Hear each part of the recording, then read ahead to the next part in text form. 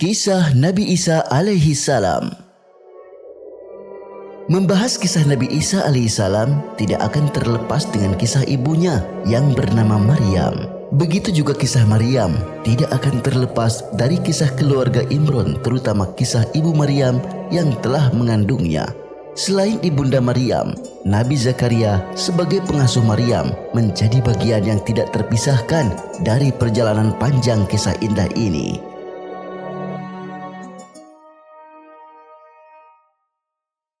Istri Imron dan nazarnya. Istri Imron bernazar bahwa ia akan mewakafkan anak yang ada di dalam kandungannya untuk taat hanya kepada Allah Subhanahu wa Ta'ala. Istri Imron berkata, "Ya Tuhanku, sesungguhnya aku bernazar kepadamu, apa yang ada dalam kandunganku kelak menjadi hamba yang mengabdi, maka terimalah nazar itu dariku. Sungguh Engkau yang maha mendengar, maha mengetahui," ucap istri Imron. Harapan istri Imron anaknya menjadi seorang laki-laki yang mengabdi kepada Allah Subhanahu wa Ta'ala. Akan tetapi Allah Subhanahu wa Ta'ala berkehendak lain. Bayi istri Imron adalah seorang perempuan. Istri Imron pun berkata, "Ya Tuhanku, aku telah melahirkan anak perempuan. Padahal Allah lebih tahu dan laki-laki tidak sama dengan perempuan.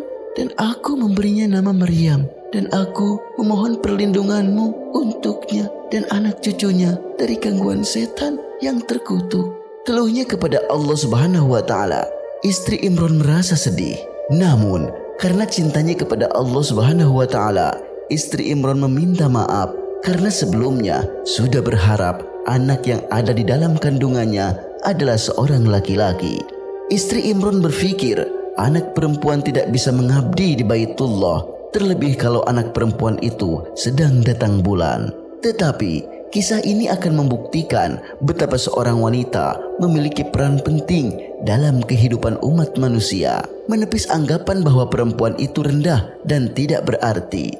Akan tetapi indahnya akhlak ibunda Maryam, ia berdoa tidak hanya ditunjukkan kepada dirinya dan anaknya Maryam, tetapi istri Imron ia berdoa agar Allah Subhanahu wa Ta'ala memberikan perlindungan untuk Maryam juga semua anak keturunannya. Kekuatan doa seorang ibu yang solihah inilah yang menjadikan Allah Subhanahu wa Ta'ala cinta sehingga anak keturunan Maryam menjadi keturunan yang penuh dengan kebaikan.